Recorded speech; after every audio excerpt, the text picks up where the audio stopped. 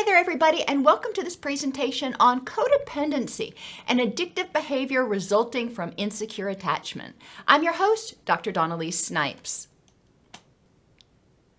In this presentation, we're going to start out by defining attachment and codependency, and then we'll explore codependency as a consequence of insecure attachment. We will also discuss ways codependency might also be conceptualized as a person or a relationship addiction, and then finish out by starting to identify a few strategies for people to begin recovering from codependency. Codependency is often regarded as a consequence of being in a relationship with someone with an addiction. Sometimes it's thought of as being an addiction itself, in which the relationship is what needs to be abstained from. And other times it's thought of as just somebody who has poor relationship skills. And I really want to challenge all of those and kind of put a big bow on it and say, yes, there's elements of all of those things that may exist, but being in a relationship with a person with an addiction is not necessary in order to develop a pattern of codependent relationships. This presentation is going to challenge you to look at codependency as a symptom of insecure attachment stemming often from childhood trauma that we commonly call ACEs, or adverse childhood experiences. So what is attachment? Attachment describes the quality of the relationship between people. And when we're little, we are supposed to develop a secure attachment with our primary caregivers. These are the people who are supposed to feed us when we're hungry, give us a blanket when we are cold, keep us safe when we're scared. They're the people that are supposed to, as we get older, help us learn to identify our emotions, tolerate that distress, cope with the distress, develop perspective-taking skills and the ability to empathize with other people, communicate how we feel and what our wants and needs are, set healthy boundaries, and develop self-esteem. Now that's a lot of stuff. So if somebody doesn't have a secure attachment in infancy and childhood, they are often left scrambling to try to develop these skills. But as some people often say, you don't know what you don't know. People don't know that they have low emotional intelligence unless somebody's presented the concept of emotional intelligence to them. So a lot of people who grew up in these environments in which the caregivers were struggling with mental health problems or addiction issues, or maybe even environmental issues like poverty, so they were working two jobs and they had difficulty being present when they were home. They were just so freaking exhausted all the time. We want to look at those things. And I do want to underscore that adverse childhood experiences are not intentional. A parent doesn't think to themselves, hey, I want to be emotionally unavailable to my kid. Most parents don't have children and go, you know what, you bother me, go away. Most parents want to engage with their children when they can. So a lot of adverse childhood experiences and trauma is the result of parents or caregivers who were ill-equipped or unable or overwhelmed in some way. Insecure attachment is what results. If you don't have secure attachment, you have insecure attachment. And there are basically three styles of insecure attachment.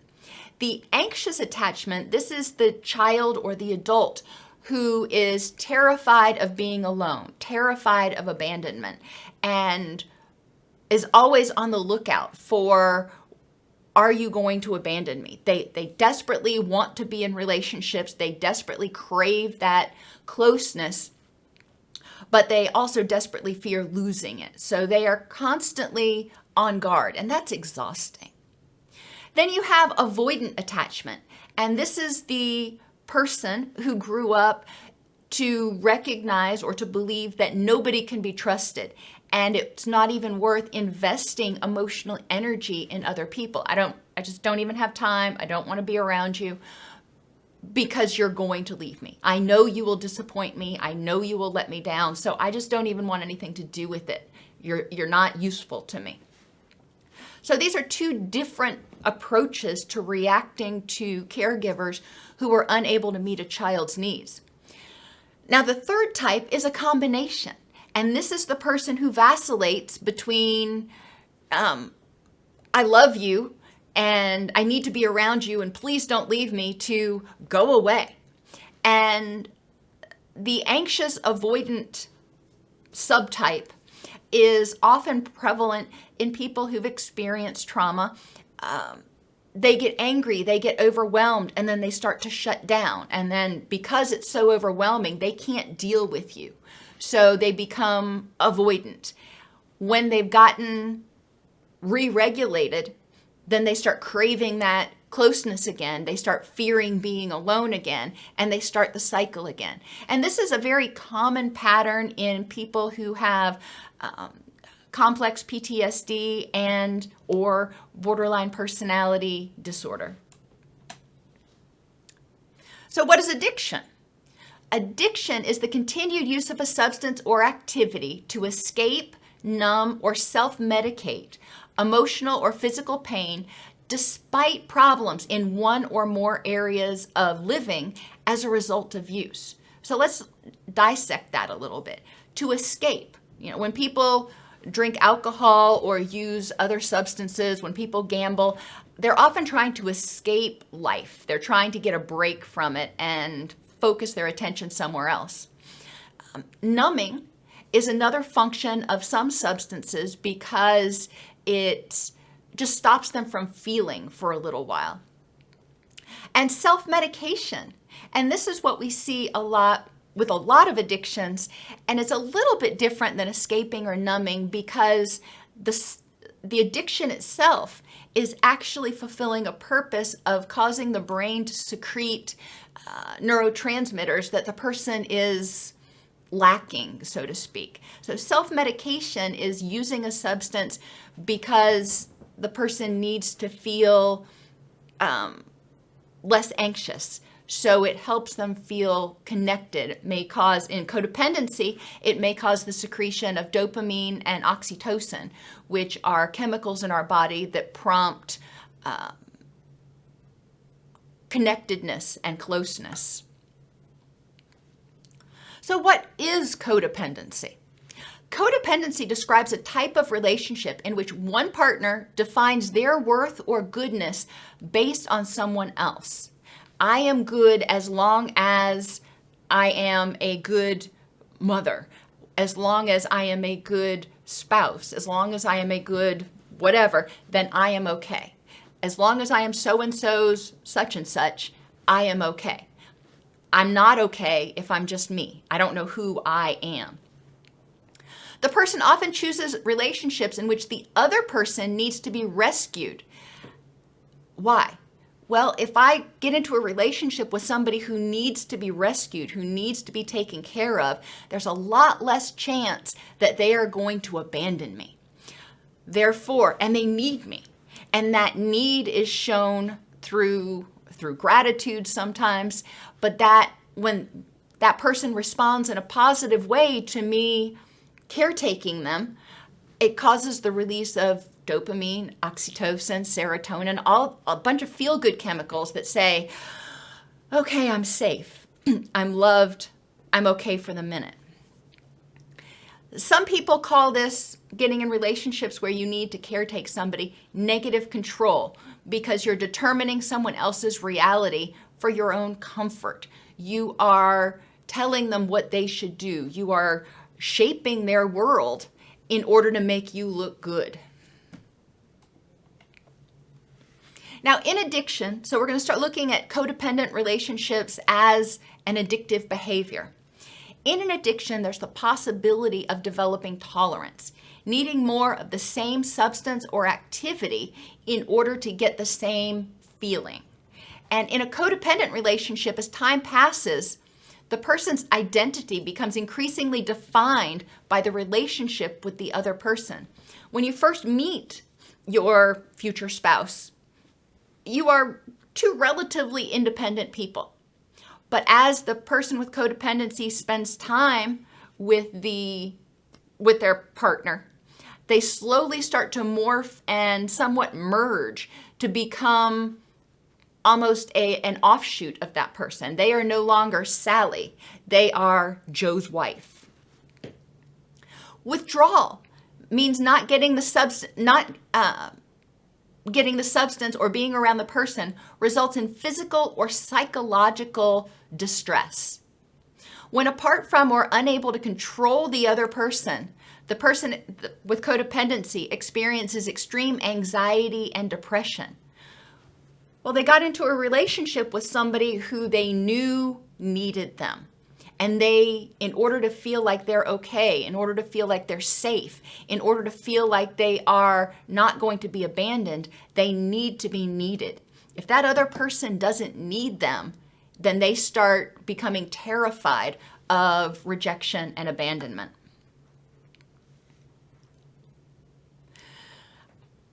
Thinking more about codependency as an addiction, we look at, in addictions, we have continued use of the person or activity to cope with distress despite negative consequences.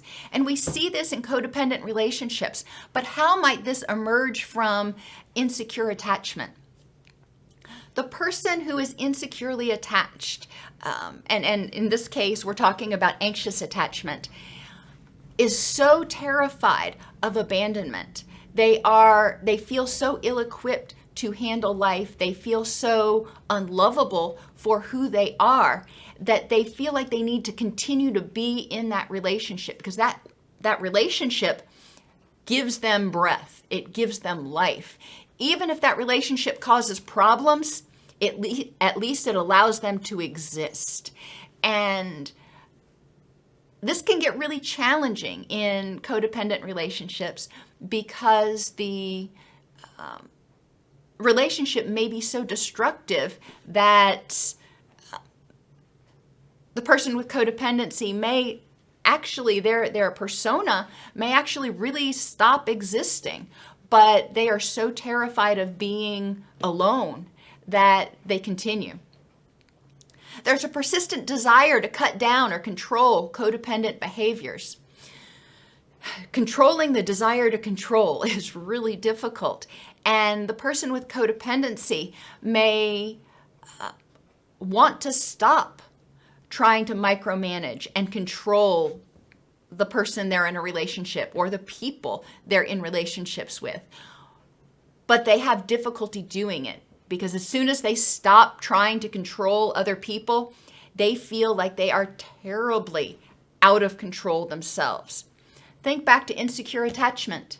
If a child's growing up and they have no guidance or they have extremely harsh guidance and they can't do anything right, they feel like their world is out of control. Now they've finally gotten to a place where they feel like they've got control of something and it's like, okay, maybe I can breathe for a minute, but is this the healthiest place to be?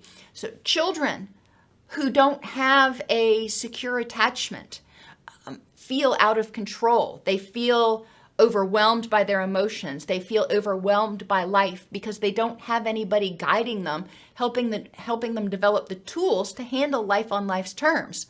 So when they become adults, they're looking for a surrogate person that can step in and sort of do it for them a lot of times. By the same token, they need to feel like they're in control of that person because they don't want that person to leave. More time than anticipated is spent thinking about, engaging in, or recovering, in this case from the relationship. Well, in codependency, many times the relationship is with someone who needs help, who is struggling with their own depression, addiction, something else. And as a result, the person with codependency is constantly being called upon to do things. They are constantly worried about if they're in a relationship with a person with an addiction, is Jim Bob going to relapse? Is this going to happen? Are they going to be home safe? So they're constantly thinking about that other person and wondering if that other person is doing what they're supposed to be doing. And they're also spending a lot of time covering up for when that person doesn't do the right thing, covering up for it and making excuses for it, and then recovering from the shame, from the anger that the person didn't behave, from the exhaustion, from constantly wondering, constantly worrying, and constantly covering up and trying to fix things. As a result of all of this, you can imagine it's time consuming. So significant events and activities are given up or minimized, and there's often a failure to fulfill other major role obligations because the person with codependency is so focused on this relationship that they can't focus at work. They can't focus on their hobbies. They can't focus maybe even on their kids because they are so concerned about this and consumed with this other relationship and terrified of losing it. Back to insecure attachment. We have this child who can't exist on their own. They're 6 months, 5 years, even 10 years old. They can't exist on their own. They're dependent on their caregivers who are not consistently there and responsive for them. So they feel terrified. And then they finally get into a place where they think, okay, well, this person might stick around and be attentive, so I need to make sure that they stick around, and I need to invest all my energy, because maybe if I work a little bit harder, then this person won't leave me. Think about it. In what areas does codependency cause problems for the person? Physically, we often see a lot of physical ailments in people with codependency because it causes so much stress. They're not sleeping well. They're not eating well. Because of the stress, their immune system is often out of whack. They have high levels of cortisol, which ends up throwing the immune system out of whack. It can trigger autoimmune issues. It triggers pain. There's a lot of physiological stuff that happens when people are under constant or chronic stress. Affectively, people who are codependent often have emotions that are all over the place. They have this underlying current of anxiety that they're going to be abandoned, but that is punctuated by bursts of anger when the person doesn't do what they're supposed to do, or depression when they feel like they can't control the other person, they can't fix it, they feel helpless. There's very rarely time for feelings of happiness and contentment and those things that we want to feel. Cognitively, the person with codependency, because they are in this negative mood state so often, because they are not sleeping well, and which impairs our cognitive functioning in and of itself, they often probably have difficulty with problem solving, and they tend to focus, and this is what our brain does when we're in a negative mood state, we tend to focus on the threats in the environment and interpret things in a negative light. So we see the glass as half empty. If somebody does something, we we expect the most nefarious interpretation of it, as opposed to the most benign. And interpersonally, when people are in codependent relationships, there's almost always a power struggle between them and the person that they are rescuing.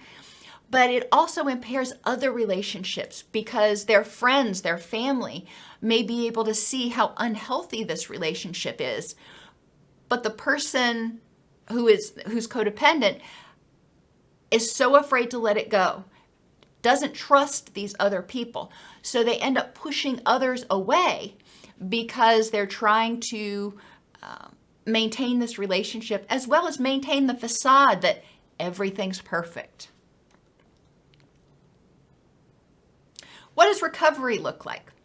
Well, the first step for people who are codependent is to recognize that they probably are doing this out of a place of fear and terror, and we need to understand where that's coming from.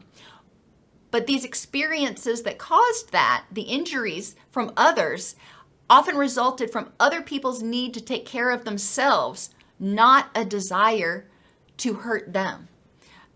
Their parents didn't have a desire to hurt them, or their caregivers.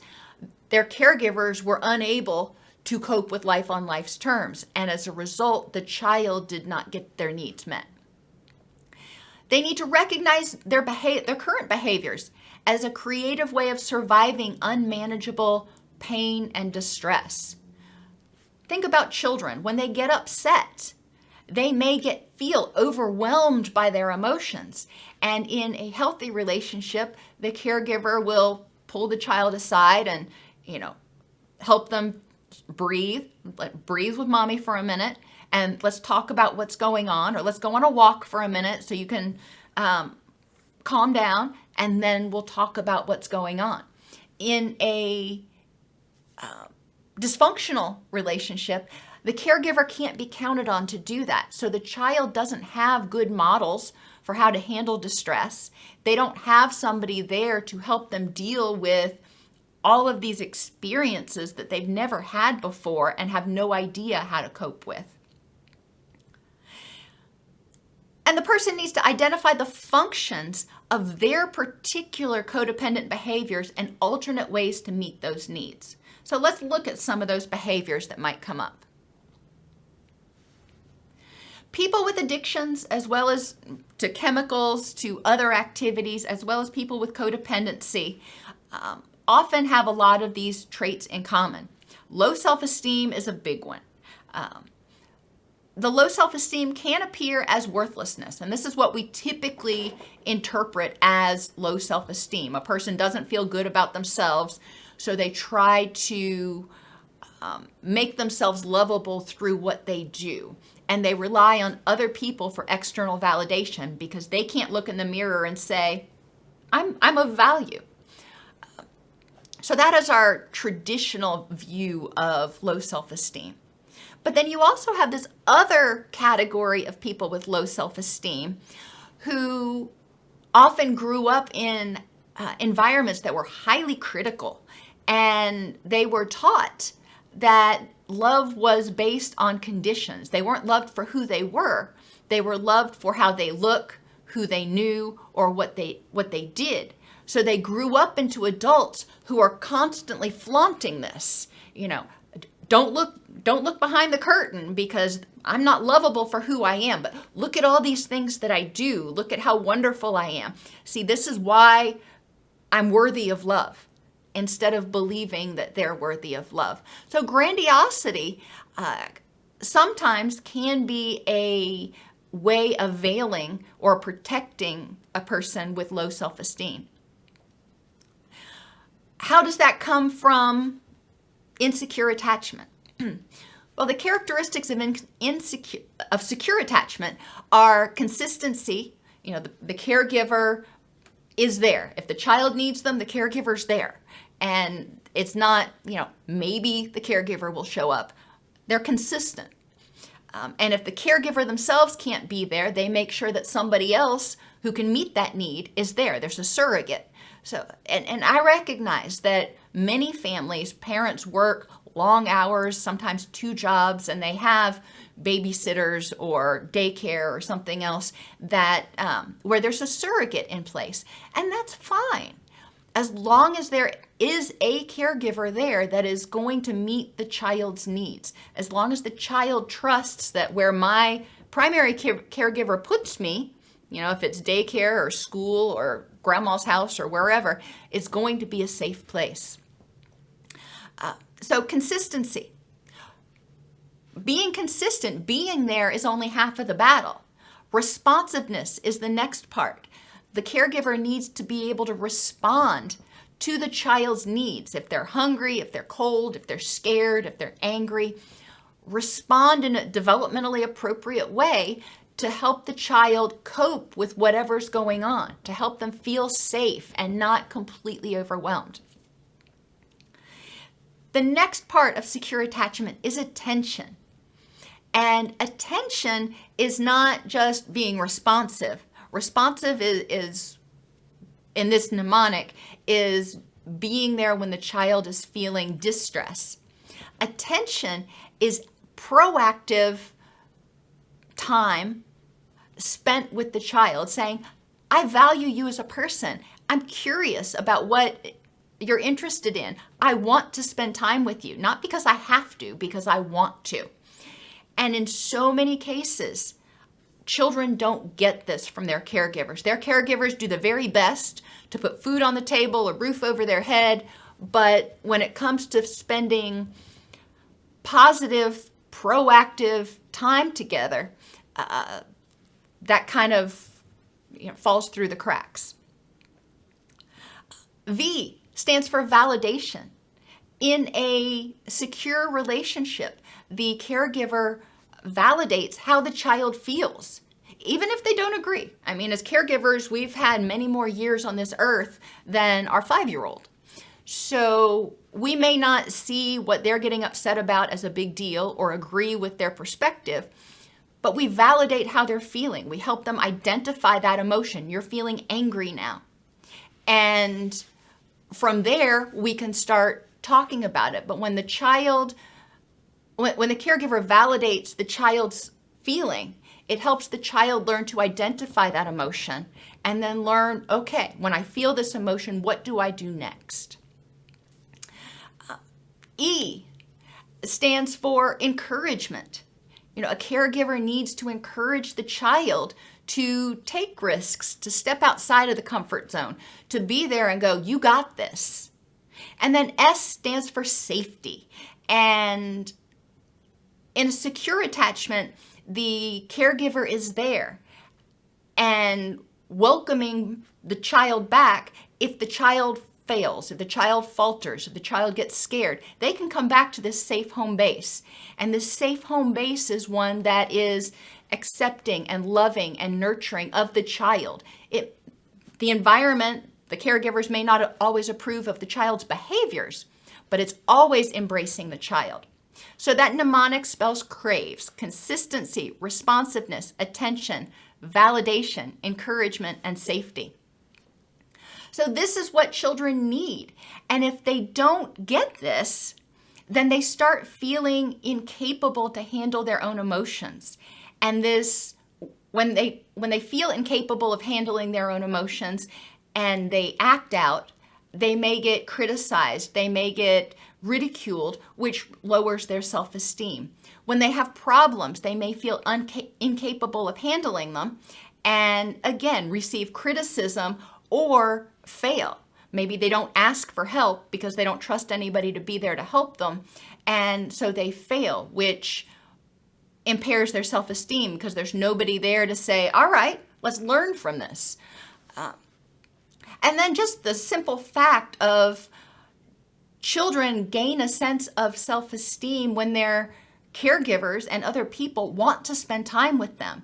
And if that doesn't happen, if the caregiver is too exhausted, too overwhelmed, too depressed, too drunk, then the child starts wondering, what's wrong with me? Why doesn't my caregiver want to spend time with me?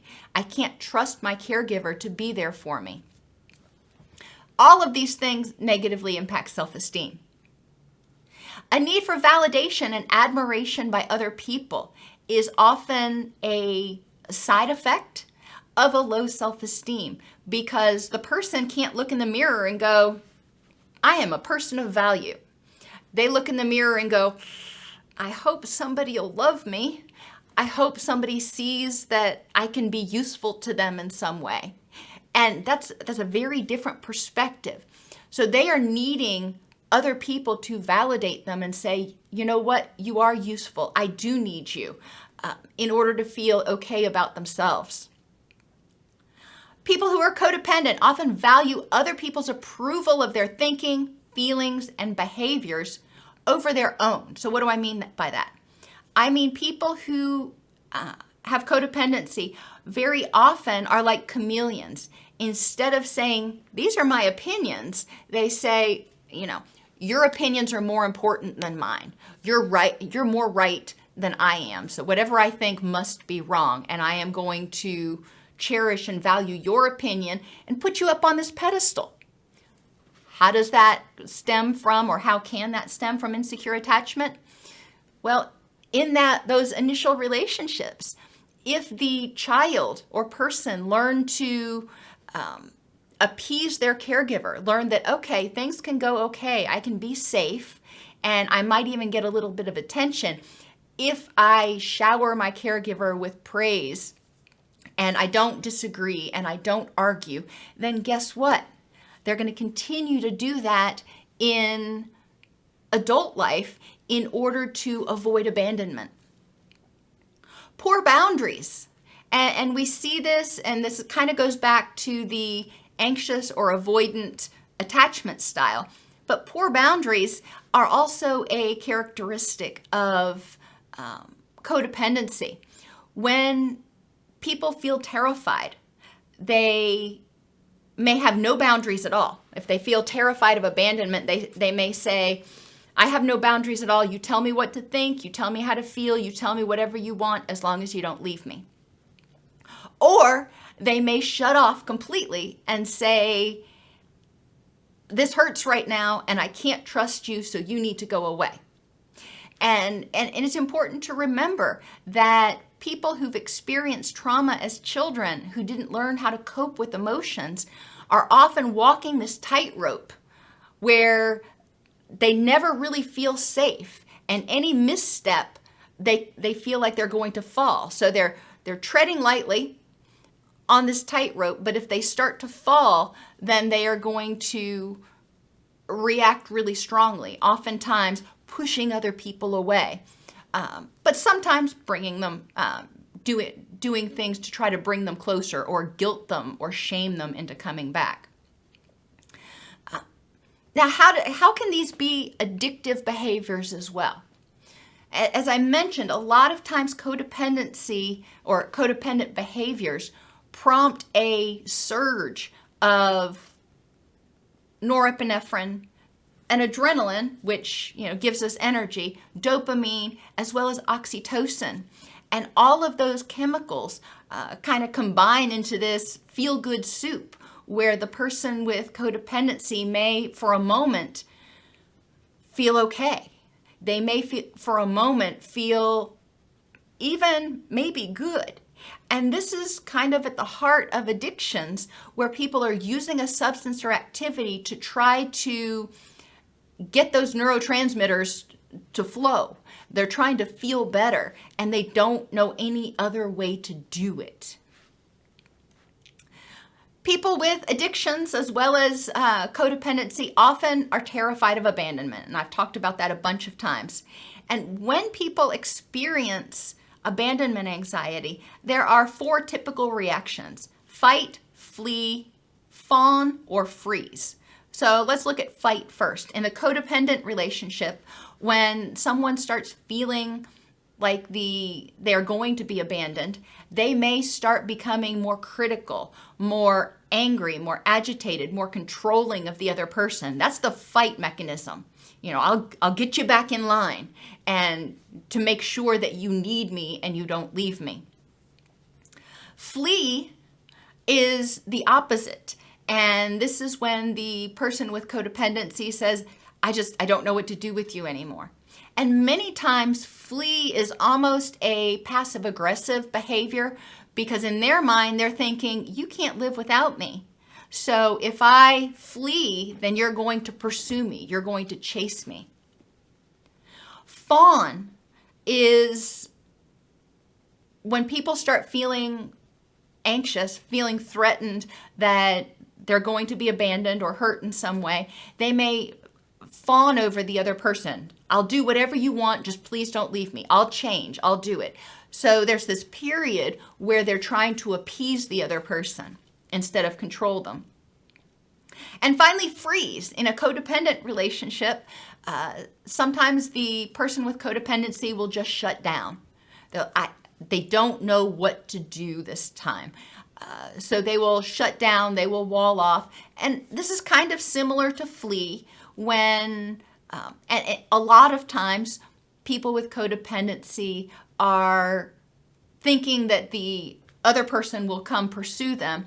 But when they're in that freeze mode, they're shutting down, and sometimes they just wall off because they're recognizing that this relationship is exhausting, and they're terrified to let it go.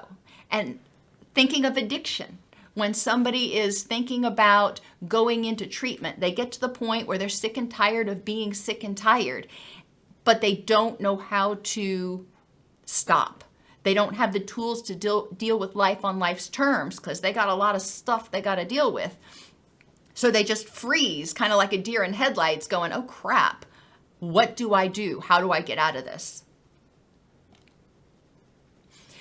The relationship, the codependent relationship often comforts and numbs that abandonment anxiety. If the person in the codependent relationship feels confident that the other person needs them, that the other person can't live without them, then it helps them feel less anxious because they feel like they've got that parental figure, caregiver figure that they never had that they can call on. They're never going to be alone.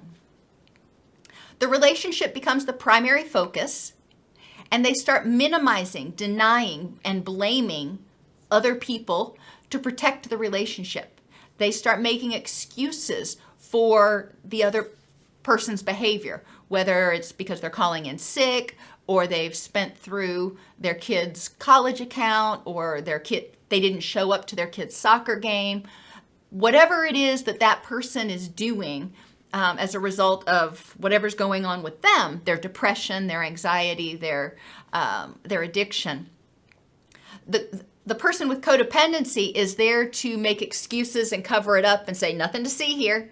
You know, we should make sure that we recognize there's nothing going on. You know, I'm going to deny it, or I'm going to blame. If you wouldn't be so demanding on John, then it wouldn't be so overwhelming for him to come. So he can't come, but it's your fault that he can't come because you overwhelmed him. You wore him out.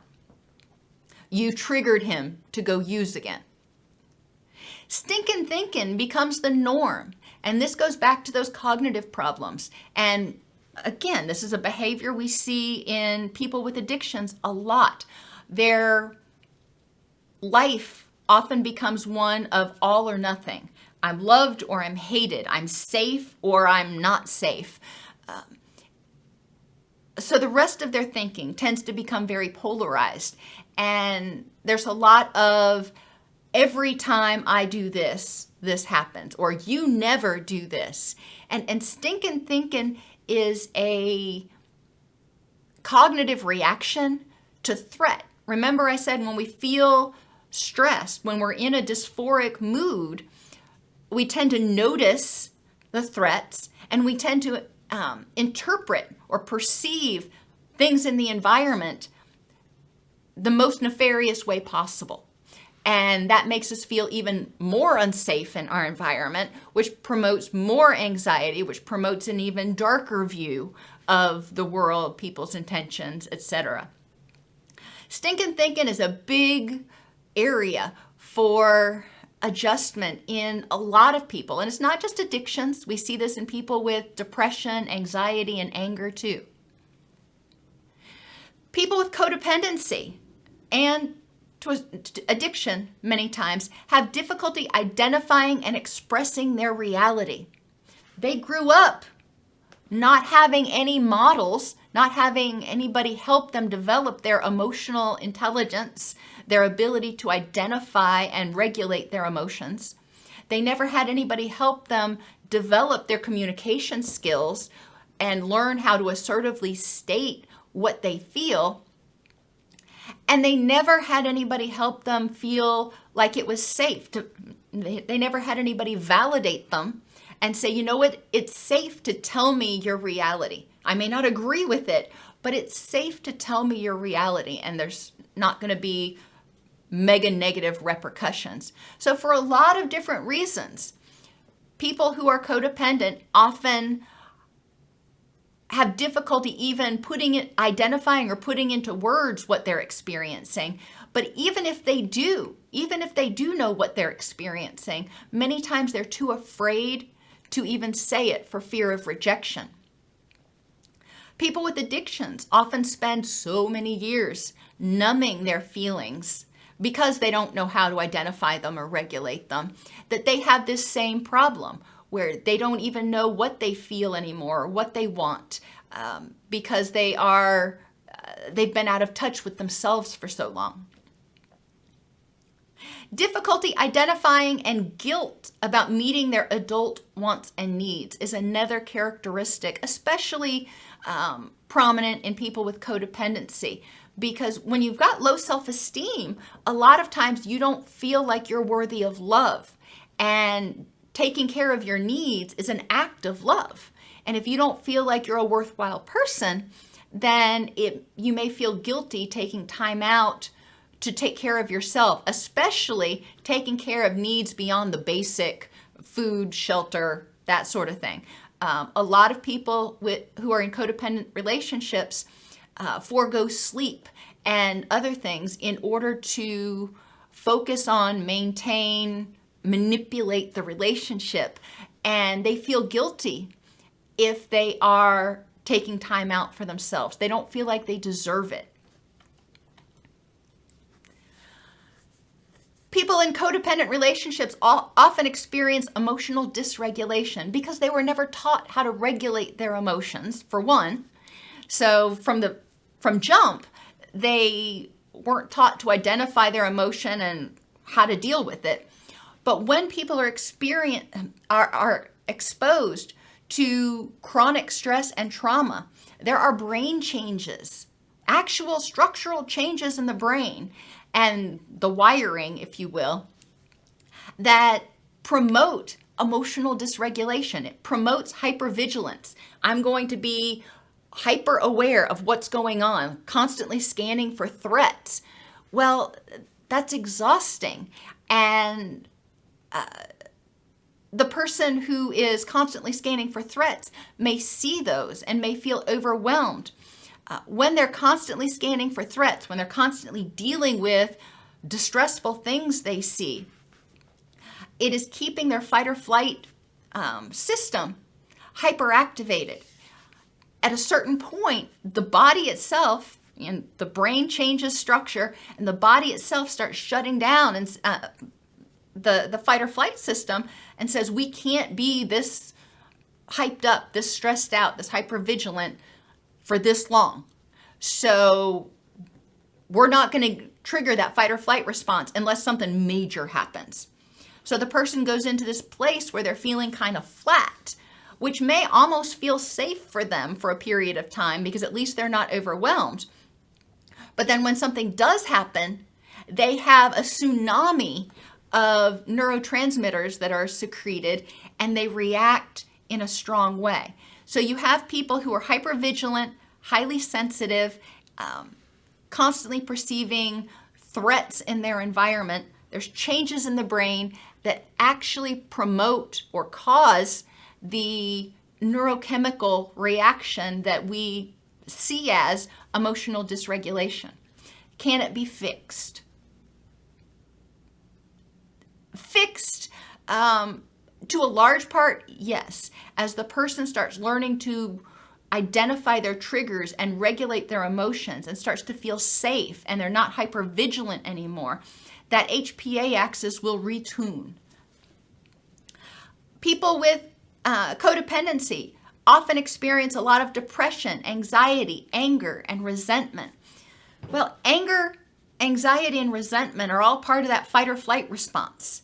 And when they start feeling hopeless to change it, when they start feeling like, I can't be anxious like this anymore. I'm exhausted. Then they may move into this place where they feel helpless, hopeless, and depressed. We already talked about hypervigilance. Now, interestingly, people who are codependent and people who have addictions often lack empathy for the feelings and needs of others. Why is that?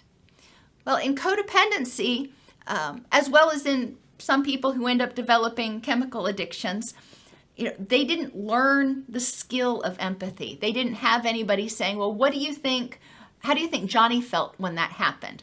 Empathy is a learned skill. I mean, we have a little bit of it, but in order to really become fully empathetic, we need to hone that skill and practice it.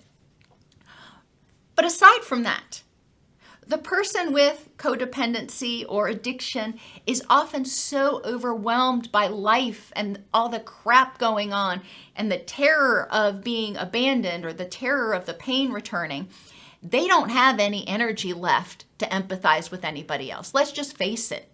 They are trying to keep their head above water, and it's not that they don't want to empathize with others or they don't care about others, but they are so completely paralyzed and overwhelmed with their own stuff that they just don't have it in them. They don't have a breath to focus on it. People with codependency often need to be in control, and we've talked about that. They weren't in control when they were younger. They weren't in control of their bodies. They get emotionally overwhelmed. They start throwing a tantrum. They didn't know how to regulate. They never learned how to regulate. They weren't in control of their parents. They couldn't get their parents to respond in nurturing ways. So as adults, they are trying as hard as they can to create an environment that's safe. That's all they're doing. They're trying to create a sense of safety. They may have difficulty admitting mistakes. Well, mistakes mean you're wrong, and meaning you're wrong may mean rejection. So that can be really threatening for anybody, let alone somebody with low self-esteem and fears of abandonment. They may be unable to identify or ask for what they need and want. And we talked about this a little bit earlier. And in treatment, it's really important to help people start understanding, what is the function of this behavior when you try to control your significant other? What is the function of that? Why do you need to try to control them? What is prompting this behavior? What would happen if you didn't? What does that feel like? And where do those feelings come from? And how can what tools can you develop to cope with those feelings that are different than trying to control your significant other? When you're going through a day, and mindfulness is one of the first skills that I have a lot of people develop, whether they're recovering from addictions or depression or codependency, because it's so important to be able to develop this secure attachment with yourself. Be consistent with yourself. Be there. Show up. Be mindful of, checking in on what's going on. Be responsive to your needs. Once you've actually checked in and figured out what your needs are, be responsive. Validate your needs. Provide encouragement for yourself and create safety. When a person starts being able to do that for themselves, then they stop relying on others to do it for them. They stop being afraid of being abandoned and being helpless like that little child was. A lot of people with codependency have trouble setting healthy priorities and boundaries because, again, they're so afraid that if I set a boundary, I'll be rejected or I'll be abandoned, that they have these wide open boundaries. I'll do whatever you want. Once the person has started to develop mindfulness and a secure relationship with themselves, starting to identify what their needs and wants are, then helping them learn how to communicate those wants and needs and set boundaries. If they don't have the energy to do something, how can they assertively communicate that? They may have difficulty making decisions, and a lot of this is due to fear of making somebody else angry. They often grew up in environments where there wasn't anybody there to help them make decisions or figure out what the right decision was. So simple decision-making practice can also be helpful, and figuring out the motivations. Are you making this decision because it's the right decision for you, or are you making this decision because you fear rejection, abandonment, criticism, whatever? People with codependency, when they do identify their needs, often demand that their needs are met by others. And because they can't meet their own needs, we're often seeing the emergence, if you will, of the inner child that didn't have that primary secure attachment. So the person is acting more like a toddler than an adult. They're demanding that their needs be met because they think, well, maybe if I demand, then this will work for me. Maybe if I demand that you do whatever I tell you to do, controlling, then you won't abandon me. Then I'll get my needs met. Then I'll be safe. A lot of times people who are codependent believe that others are incapable of self-care.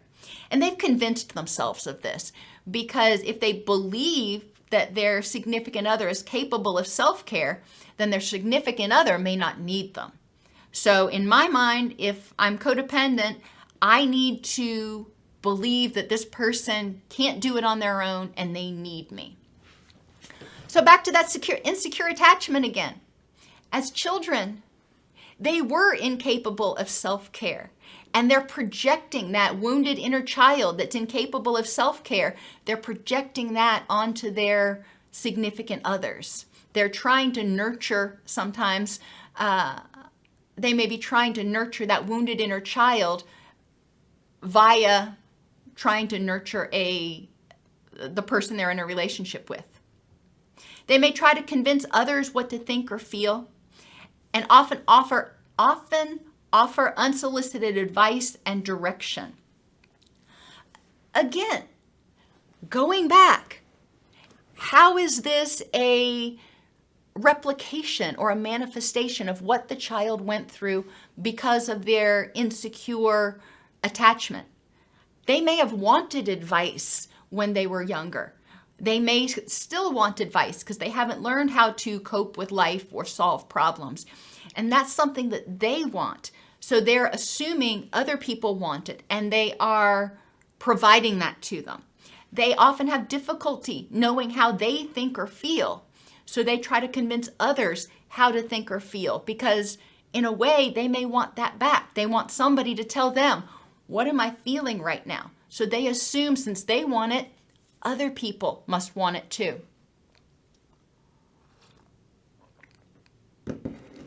They may become resentful when their help is rejected and use blame and shame to control. Resentment is a form of anger. Anger is a reaction to threat. So when their help is rejected, they start feeling scared. They start feeling threatened, probably of abandonment. So they drop back and punt, and they get angry. So they start using blame and shame to try to pull the person back into line so they won't abandon them. On the other hand, they may lavish gifts, favors, or sexual attention on those they want to influence. They may do whatever, and this is the fawn that we talked about. In a relationship, a person who's codependent figures out what buttons to push in order to be able to manipulate the other person in the relationship. Interventions. It's important to identify the functions of each of the person's behaviors and the alternatives. So what is motivating you to act this way, whatever the behavior is, and what function does it serve? How does it help you feel safe, loved, content, whatever? And then what is another way that you could feel safe, loved, and content besides having to engage in this unhealthy behavior?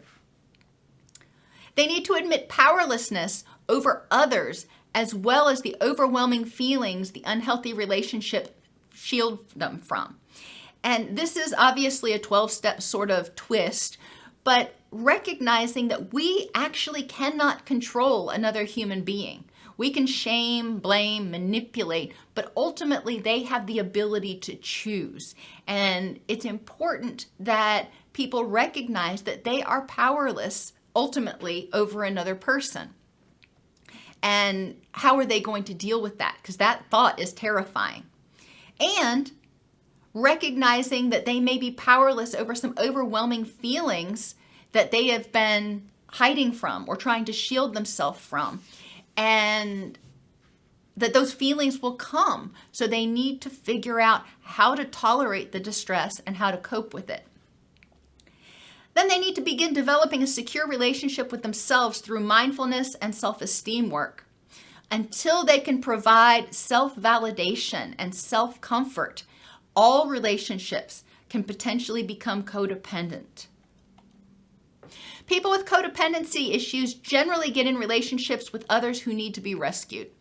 They don't feel worthy or lovable for themselves because they were harshly criticized or neglected and ignored, often as children, not always, but often this starts in childhood. And as a result, they need somebody to validate them. So helping them repair that broken attachment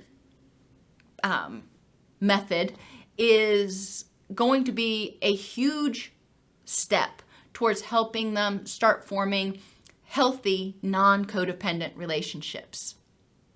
Recovery involves developing a sense of self-worth, identifying the function of the behaviors, addressing the depression, guilt, resentment, and anxiety, and what triggers those things, and then developing skills to deal with those feelings, and learning about and creating a network of healthy relationships.